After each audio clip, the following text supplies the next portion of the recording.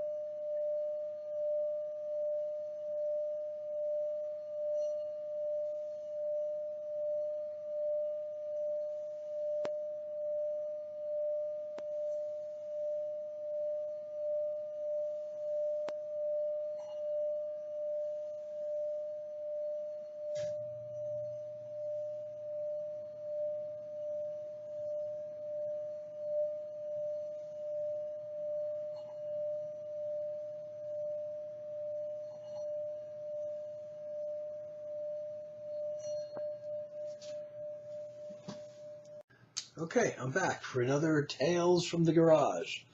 Why did I do that opening? Well, with my singing, call it singing bowl, I've got about 4 of these. And actually, this was just something that was here in my percussion box right there. And I was looking in there. And I am going to start pulling things off the shelf, I think, like this, and do a demonstration, or just show what's in the various storage bins of all these percussion instruments I have. And I've got 3 of these singing bowls in my bedroom, and I didn't or 2 of them, I guess maybe, and I didn't realize I had another one out here. And so I thought, instead of just showing it and, people not really knowing what it does, I thought I would just open with a little demonstration. Now, unfortunately, as I was, I don't know to what extent the microphone really picked up the singing bowl. But while I was doing it, my air conditioner ends up turning on, which made a very huge noise here. I don't know if it came out on the video or not. So, hopefully you don't hear that, but I think the air conditioning sound may have overwritten the sound of the singing bowl. I thought I'd do a demonstration of it. And so I'm here. Oh, you can hear dog barking. So it's early evening, about 7:30 here. And I'm back out in the garage to do another one of these. I just decided I've been really bad with emails and keeping in touch with my friends for the last week or so. I've just been kind of down, I guess. And I don't really have much to say. So I thought, well, this would be kind of my way to keep in touch a little bit. Is I'll just come out here and do another episode here. And this whole concept of coming out here in the garage and doing these videos has spurred me on to do, more of them than I would do if I was just doing them inside. And I also have a very fixed period of time to do these in terms of the seasons, not having heat or air conditioning out here really. The air conditioning you can get by without because I'm on the ground floor. Sun doesn't really hit in here to make it too disgustingly hot. Actually, right now it's about as muggy as it's been all year. But I just wanted to do a video tonight. But I also realized I have a fixed period of time. I'm going to try at least to do 1 video a week, even though like today I really don't have much to talk about. And I want to go at least until October, at least until Halloween, which is my favorite time of year, my favorite holiday. At which point things would have gotten cooler, but probably not unbearable out here. So I'll definitely go to the end of October filming videos out here. November is very iffy. I seriously doubt I'd get to be able to do one a week in November. I'm hoping that, every once in a while in November, an unseasonably warm day will hit us, and I'll be able to come out here and do videos on those days, but it probably wouldn't equal one a week, I don't think.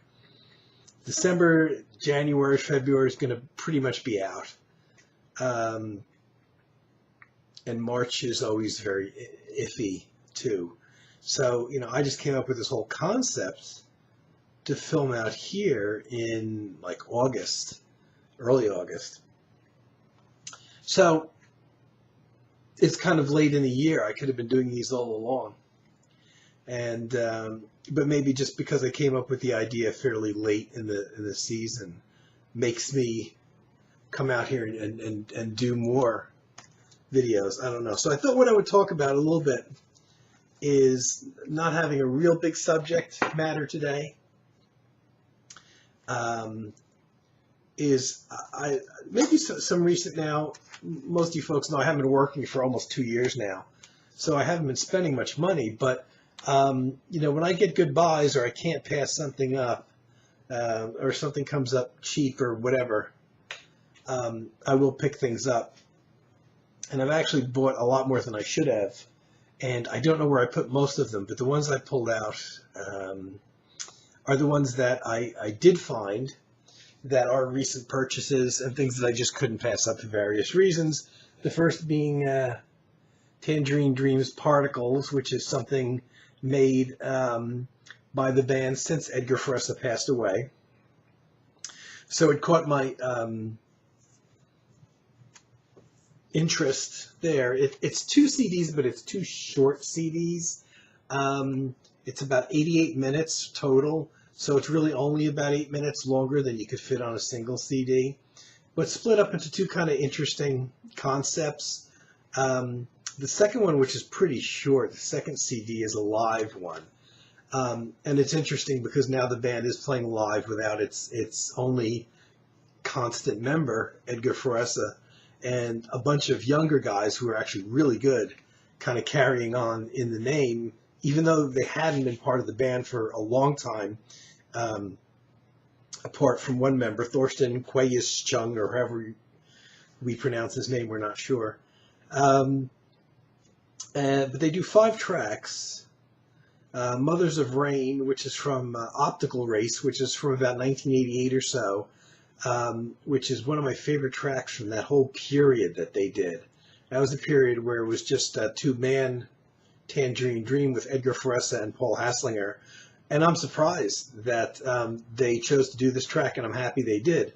So the musicians doing this track, or a lot of these tracks, none of them played at all on the originals.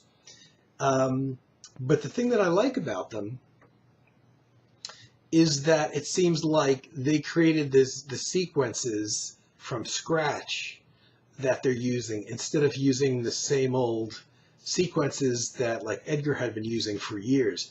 And the big problem in the later years I find with Tangerine Dream live albums, which most of them I don't buy anymore, I kind of stopped because it seems like a whole lot of the music was pre-sequenced, and they were playing over 90% pre-sequenced tracks.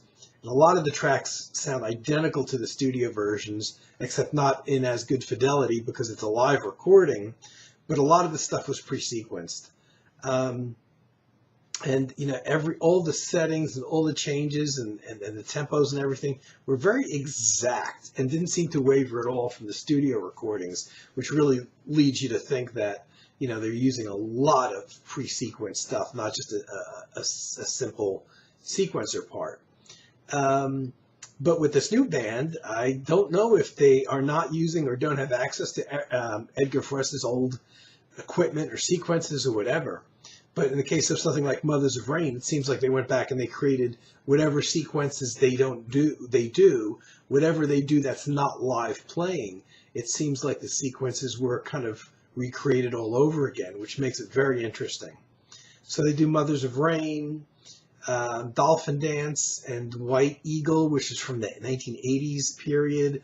And they do 2 songs from Malia Cunha, which is a very, very recent album of theirs. It may have been the last one that Edgar played on, and they do 2 tracks from that, which has most of the members, or all 3 of the members of this band on that album, along with Edgar. So some old stuff from the 80s, and then a couple of new things. This could have been longer, really. I think, I could be wrong, I think the CD is like 35 minutes or 40 minutes tops, the live one. The studio one's a little bit longer, and the studio one is really the one that made me buy it, because it's basically got one short track, which is themed to a TV show I've never seen called Stranger Things. So supposedly this TV theme song was done by musicians that very much are influenced by Tangerine Dream.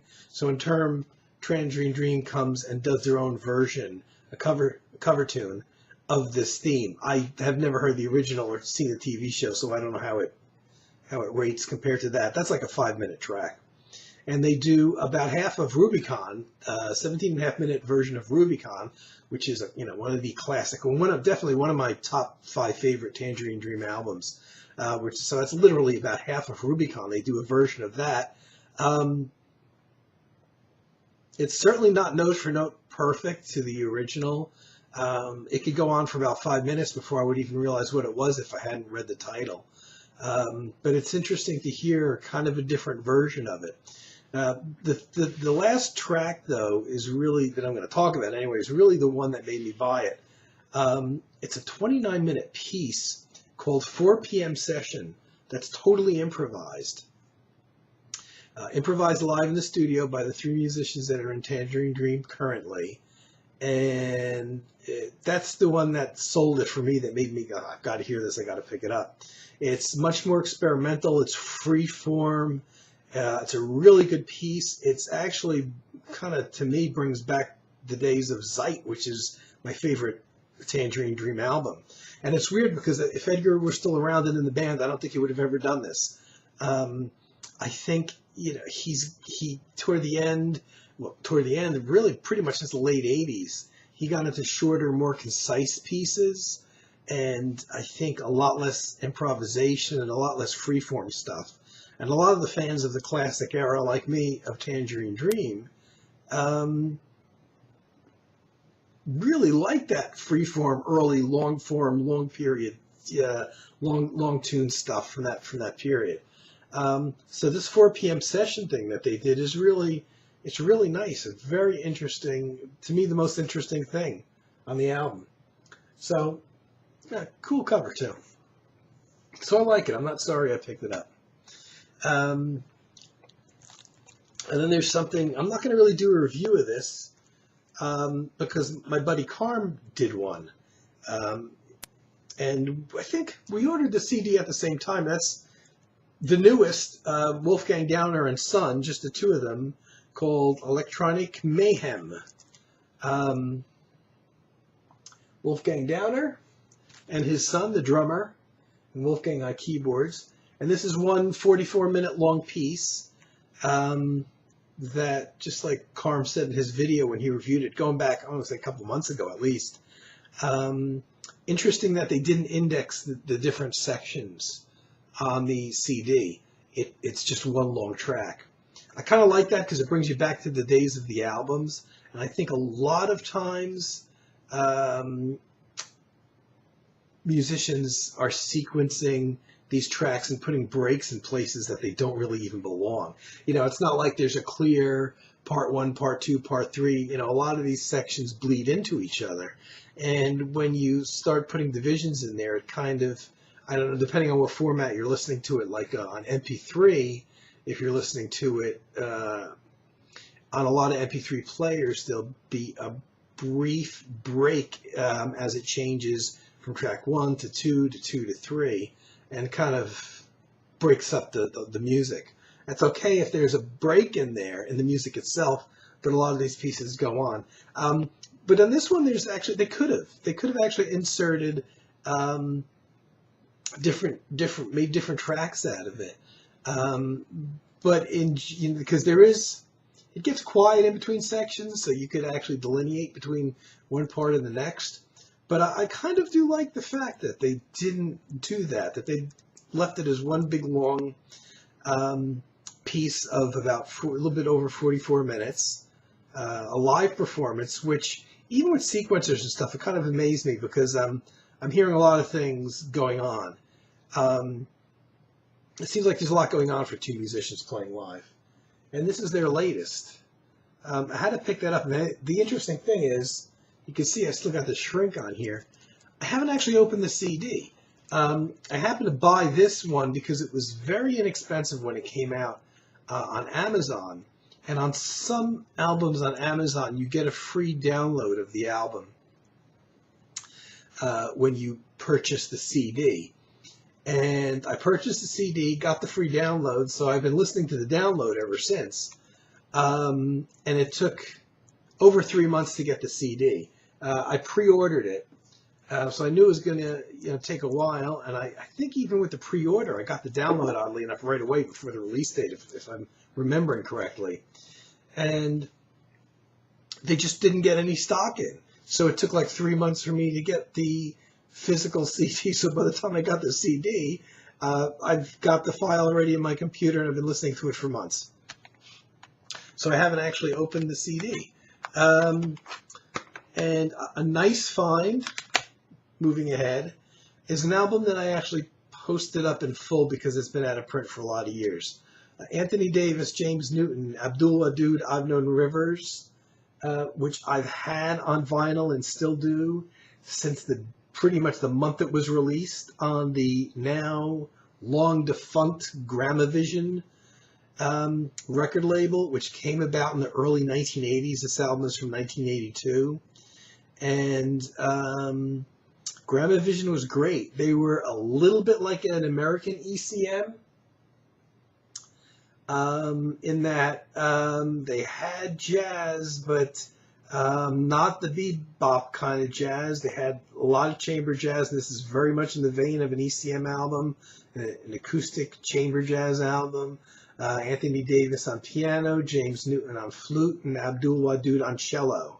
Just those three, so there's no bass, no drums. And they're playing, originals written by the guys in the group. I've had this forever on vinyl since it came out in 1982. I've wanted it on CD, but the record label went out of business a long time ago, and CD copies were never easy to come by. And I don't know if you can see on here, there's a cutout notch. This was a cutout, which is okay. But I'm kind of OCD about buying CDs. I really don't like to buy used CDs, and I will on occasion. But this happened to be, even though it's a cutout, this was sealed, and I got it for a good price. And I was amazed when I actually found the sealed copy of this, despite the cutout. So I had to jump on it when I did. It's one of those I've been looking at for a few years now, hoping to find a sealed copy that was within the budget of somebody who has no income, which is me. But when I start working again, I'm going to probably go crazy. There's a lot of stuff I got to buy. Here's an album, a various artists album called Cold Blue, something that's been out for years on vinyl. This originally came out, I want to say, in 1984. Cold Blue is actually the record label, I believe based out of California, that this was on. And this originally came out in 1984 on vinyl, and already at that point I was a Harold Budd fan, and there's one track that Harold Budd created for this album, specifically, that has not been on any of his other albums. And somehow I learned about this very early on, long before the days of the internet. I learned about it, I know by 1985 I was aware that this album was out there, and I wanted to get it for the Harold Budd track. And of course at that point there was only vinyl out. Pretty much just a year or two before CDs hit. But I could not find a copy. There were various mail order catalogs that sold Cold Blue albums from this record label, the handful of things they put out, but they couldn't even get this one in stock. So I tried in vain for years, and of course it went out of print. And for a while, the Cold Blue label was just gone and defunct.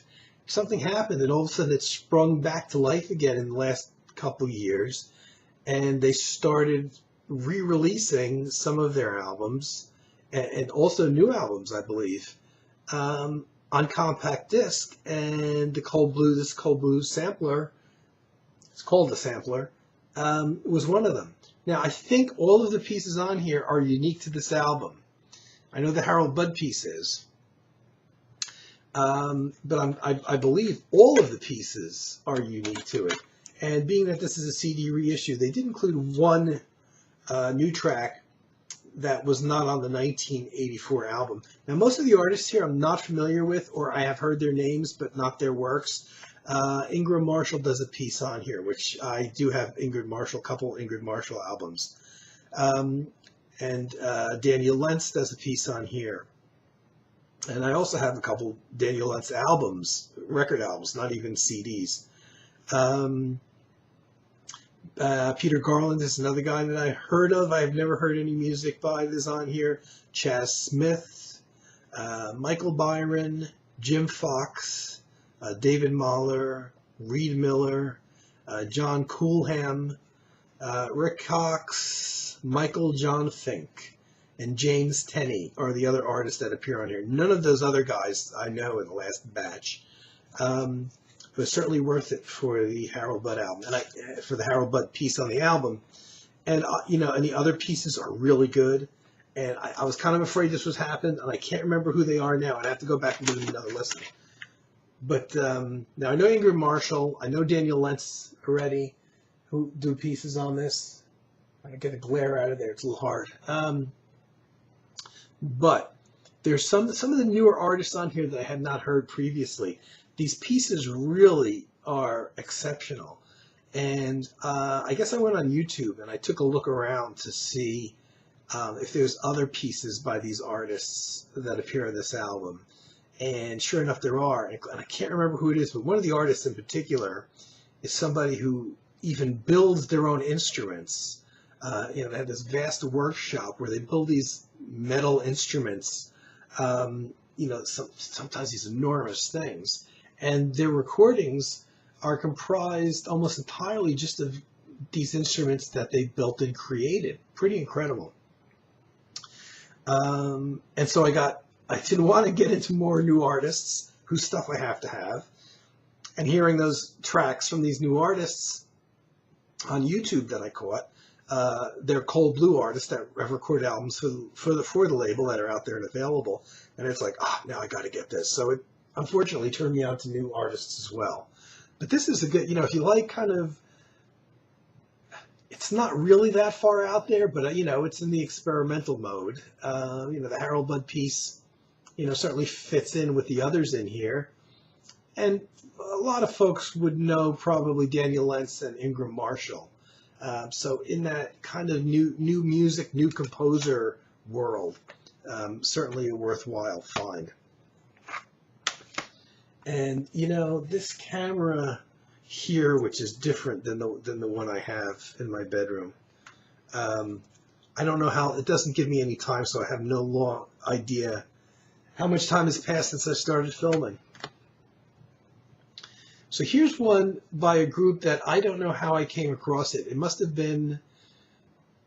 a suggestion that came from somewhere because I'm not familiar with the group. It's called the Delia Derbyshire Appreciation Society. Not to be confused with Delia Derbyshire, who was a real person, a very early electronic music artist from quite a long time ago. So it's a little confusing when a group names themselves after a real different person, but this is not Delia Derbyshire, but the Delia Derbyshire Appreciation Society. This is a really great CD. This is a new album that's probably come out within the last, probably in the last year. It's got, well, 2017 date on it. It's two synthesizer players, a very floaty electronic. And when I heard it, I thought I was hearing an early, probably like an early 70s to late 70s Hans Rodelius album. I think, it made me think of Hans Rodelius specifically and not Cluster so much. Maybe it's because I got into Rodelius before Cluster, or I just have more Rodelius's albums. But, that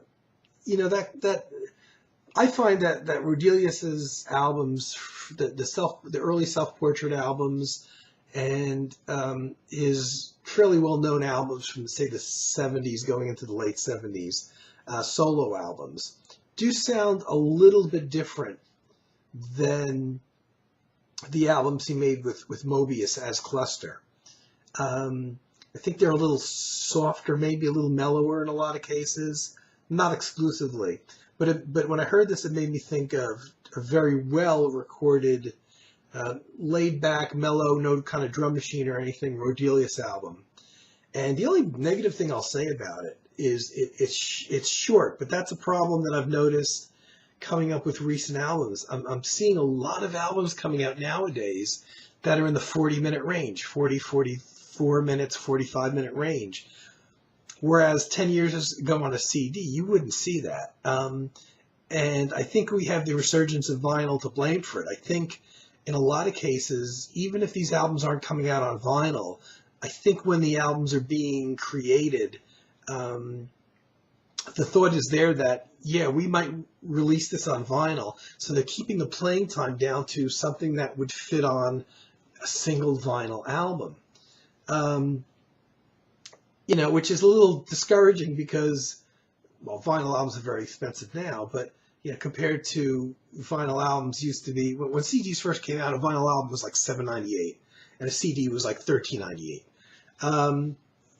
So, your CDs haven't gone up so much in recent years in terms of price, at least for a domestic CD, only because I think they're losing ground commercially.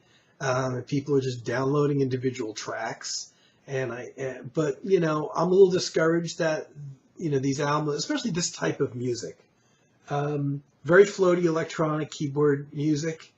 It's excellent, but it's got 7 tracks. It's maybe 44 minutes, I think. And it kind of ends just as you're getting into it. It's 2 guys. There they are in their studio. One person who I had not heard of before, Harvey Jones, and the second guy I heard of, Gary Hughes. And one of them, I don't know who lives where, but it's an interesting pairing. I don't know how these two got together, but it's an interesting pairing because one lives in New York and the other one lives in Wales in the UK. So I don't know if they go to each other's house physically. It seems like they are doing recording at both locations, but I don't know if just one of them is doing his part in his home, another's doing their part in their home, and they're just swapping files on the internet or however. But it's interesting how these 2 guys are working together. Obviously, at some point they're in the same room together, unless that's a doctored photograph. But it's old keyboards. Gary Hughes was a guy that I was familiar with that I hadn't heard of from years because I had an album of his from 1980. Of course, I can't find the date on there. It's so small I can't read it. 1986. Here's it. Gary Hughes album that probably a whole lot of you have seen. On the very, very, very short-lived American label Audion, which was Larry Fast's label, which, God, I think if they were around for 2 years, it was a lot. It was like 86, 87 were pretty much the only time they were around. And Gary Hughes did this album for them. And I just was familiar with the label based on 1 or 2 artists that I picked up on it. And they were pretty much an electronic music label, very much keyboard based. And so for a couple years there that they were around, I was picking things up blindly without ever hearing any of it. And that's where I knew Gary Hughes from. Now, once his label went kaput, I didn't hear from Gary Hughes anymore. And all of a sudden, he shows up in Delia, Derbyshire. And I like what he's doing here better than his solo album here. But I think this is 86. I think the problem with this particular album is not the music so much as the instruments. You had that, this was right at the heart of that period of synthesizers that I can't stand the sound of, those, the new wave synthesizers that came out in, the early digital synthesizers that came out in the, right around 80, 83, 84, 85, 86, right in there, tended to sound very hollow and thin. And it might work in new wave music, but it didn't work in a lot of other music. And yet a lot of musicians adopted these synthesizers. And an album like Sacred Cities, the Gary Hughes album, I think suffered from it. It would be very interesting to hear what it sounds like in today's technology. But yeah, I heard this, this was probably recommended to me. Probably on Amazon or something like that. And, I just had to get it. I think I bought it as a pre-order or pretty much as soon as it came out. So got it for a decent price. I highly recommend it. And here's another one I picked up. Here's an old out-of-print one that I picked up. An album called Music Mantras 1. Now, this is something that, if anybody out there knows Carm, may know it. This was something I had on my wish list for a long time. This is an album that came out, I don't know when, but it's on the DA Music label, which was basically a distribution label that was based here in New Jersey. That's long gone now, so everything they distributed in the U.S. is no longer available here. And they distributed Blue Orchid. They distributed all those Robert Schroeder albums that came from the 80s that were on a couple different labels. The IC record label they distributed. That's how those European albums got here in the U.S. was through this DA Music company that is no longer around. Now, this album I had in my wish list for years, knowing that it was out of print, kind of waiting for a good, cheap, sealed copy to come along. And it's from 1982, actually. I think it originally came out on cassette tape, because 82 CDs weren't coming out, but a few years after the cassette tape came out, it did come out on CD, fairly early in the life of CDs. Now, I didn't know much about it, and I recall hearing samples of it, like you would hear 30-second samples on someplace like Amazon or something, and really liking it and putting it in my wish list. But this was years ago. And now what came up for sale at a reasonable price, I got a sealed copy. And one of the reasons why I wanted to get it, even though I'm not familiar with Johannes Walter at all, is there are 3 tracks on here by Cusco, which is a band that I love. I haven't done a video on them yet. Christian Schultz and Michael Holm, those 2 guys, and a small group of musicians that created Cusco, this German band, essentially, that had I want to say they were around for a good 10 to 15 years or so. They recorded a lot of albums. And as I've discovered recently, a lot of their stuff is very confusing because they made albums, I know in Germany, and I think they recorded some albums for the Japan market, and they didn't get released over here in America. And the ones that got released in America were sometimes, without giving any indication on the labels of the albums, were sometimes actually compilations of tracks taken from various of their German albums. So, you get duplication in a lot of their albums. So I bought import albums that had some tracks that were on the American albums with a completely different title. So a very confusing band, but I really, really did like them very much. and still do. And there's 3 tracks of theirs on here that I thought, my main reason for buying it, I thought the tracks on here were unique to this album. But as soon as I got the CD and I read the back of it, it says that the tracks from Cusco on here are taken from their 3rd and 4th albums, which would be their 3rd and 4th albums in Germany. And I don't know whether or not the 3 tracks that are on here ever made it over to an American album or not, but they didn't call their albums like Volume 3, Volume 4 like they did in Germany, so it's kind of confusing. So I didn't know why Cusco would have 3 tracks on a Johannes Walter album until I pretty much read the liner notes and realized Johannes Walter isn't a musician so much, he's a producer. And specifically, he is a music therapist who also works as a record producer. So apparently he was a producer on a couple of these Cusco albums that these 3 tracks came from. There's 2 other artists on here. There's a total of 3 different artists on here, which wasn't clear in any of the listings so much that I saw of the album prior to buying it. I thought it was Johannes Walter, the musician album. Then I discovered Cusco's on here, and I thought, well, they, for whatever reason, threw on these Cusco tracks, or Cusco worked with Johannes Walter on these 3 tracks or something, not realizing they were tracks from an actual Cusco album. There's 2 other musicians on here. The guy whose name I don't know how to pronounce, called Meho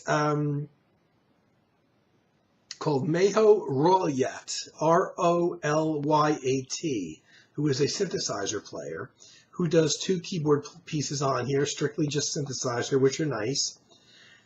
And then there's about 5 other pieces by a guy named Paul Vincent, who is an acoustic guitarist. And his stuff sounds pretty much like Will Ackerman or like a lot of the early Windham Hill artists sounded like. And Johannes Walter does get like a co-writing credit on these guitar pieces along with Paul Vincent, but I don't know what Johannes Walter's input would have been apart from being the producer. But it's kind of, I wouldn't say it's a schizophrenic album, but the pieces don't exactly flow together that well because you've got 5 pieces that are essentially acoustic guitar. There's 1 or 2 that have a little bit more embellishment to them, but basically it's acoustic guitar pieces, 2 electronic synthesizer pieces, and then 3 pieces from Cusco. And the Cusco pieces are not pieces they're more up-tempo stuff with drums. But it's a weird kind of, it sounds like a compilation album, not like an album that is really meant to flow together. I thought it was a Johannes Walter album. But, when I bought it, I thought he was a musician. But it's just one of those things, live and learn, right? But it's interesting, the other 2 musicians on here, this Meho Rolyat and Paul Vincent, I don't know if the pieces on here are taken from albums. I think those pieces that are on here from those guys, which are 7 out of the 10 pieces on the albums, may be unique to this album. I'm not familiar with those musicians. I hadn't heard them before, and I don't think they're that common. So that's some of the new acquisitions. Not necessarily new stuff, but new acquisitions. Don't forget, I have a new album out. I'm gonna keep doing advertisements in here for my stuff. Now, I don't know why on this camera, when I'm recording video, it doesn't tell me how much time has passed. So I'm going to do my vinyl pull. I'm going to tilt the camera over there so you can see me. You can kind of see me. Well, this is the way. I got no place to put that. Pardon me while I move shit around.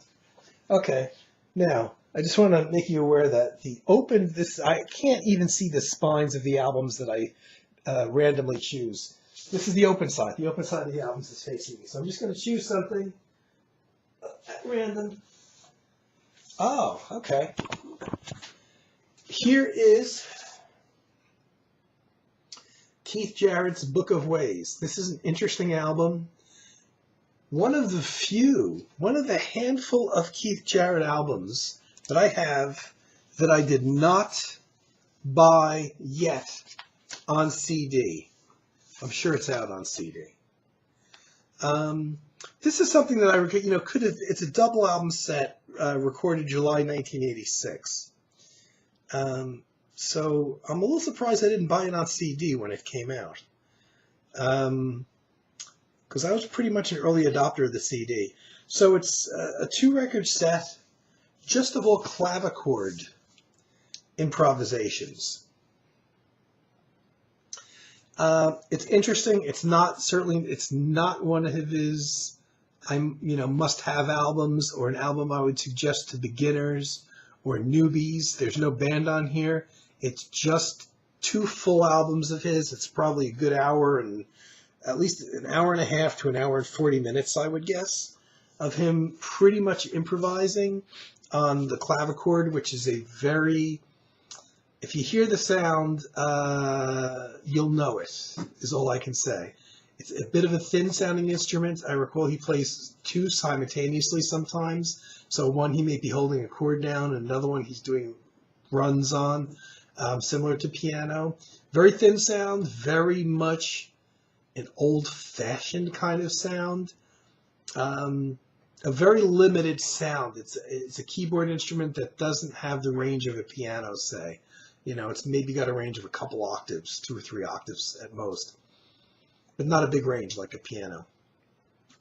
But this is one that, I don't know if it's because I don't have it on CD, so I can't really listen to it, that I have had desires to listen to it in recent months. But the double CDs that ECM puts out are not inexpensive. So I haven't as yet picked it up. But now that I've done this damn random pull, now I really want to hear this again. But a few of you have this, and I'm sure Carm has this at least on album. An interesting choice. And like the other random pulls I've did, it seems like most of the random pulls I've done have been things that I recall buying, and I recall going in the record store, seeing that out. It was a new release. I was already, in late 86. That probably came out early 87, I'm guessing. I was already very familiar with Jarrett then.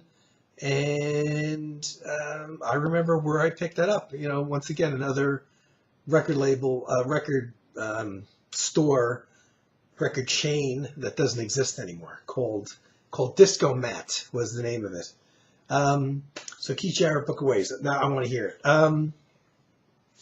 Okay, guys, this is probably, I got to find a way to figure out how to get a timer so I can see how long I've been recording.